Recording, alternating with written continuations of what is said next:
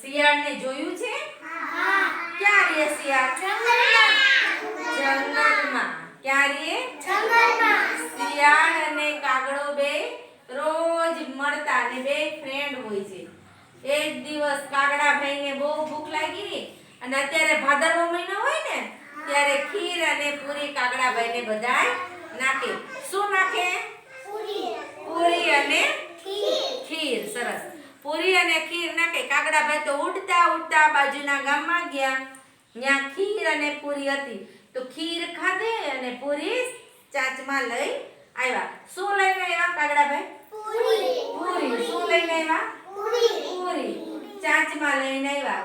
શિયાળભાઈ કાગડો ઝાડ ઉપર આવીને બેસે અને બેસીને એક ડાળ ઉપર બેસે, બીજી ડાળ ઉપર બેસે, એમ કરતા કરતા એક ત્રીજી ડાળ ઉપર જઈને બેસી ગયો ઉડતો ઉડતો. ત્યાંથી નીચેથી શિયાળભાઈ નીકળે છે. કોણ નીકળે છે? શિયાળભાઈ. શિયાળભાઈના મનમાં એમ થયું કે વાહ, કાગડાભાઈ તો પૂરી મસ્તીની લઈ આવ્યા. હવે આ કાગડાભાઈ પાસેથી મારે પૂરી કઈ રીતની લેવી? એના મનમાં યુક્તિ ચાલુ કરી, વિચાર ચાલુ કર્યો. કાગડાભાઈને કહે, કાગડાભાઈ તમારો તો શું કલર છે? કેવો કાગડાનો કલર હતો? કાળો.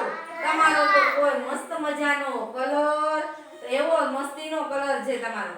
અને તમારી આંખ તો એટલી સરસ ને, ગોળ ગોળ અને લાલ કલરની.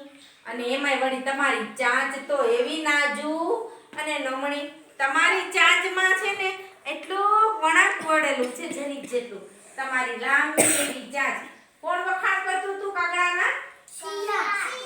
કોણ વખાણ કરતું હતું? શિયાળભાઈ. અને પછી પાછા હજી વખાણ ચાલુ કર્યા.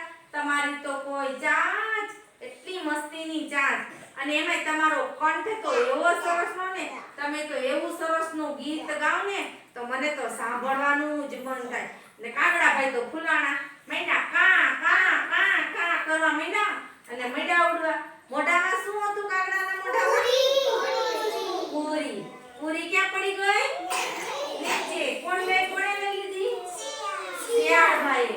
શિયાળભાઈ તો પૂરી લઈ અને જતા રહ્યા. ખોટે ખોટા વખાણ આપડા કોઈ કરે તો આપણે ફૂલાઈ જવાનું નહીં. ફૂલાવાનું નહીં. આપડા વખાણ કોઈ કરે તો ફૂલાવાનું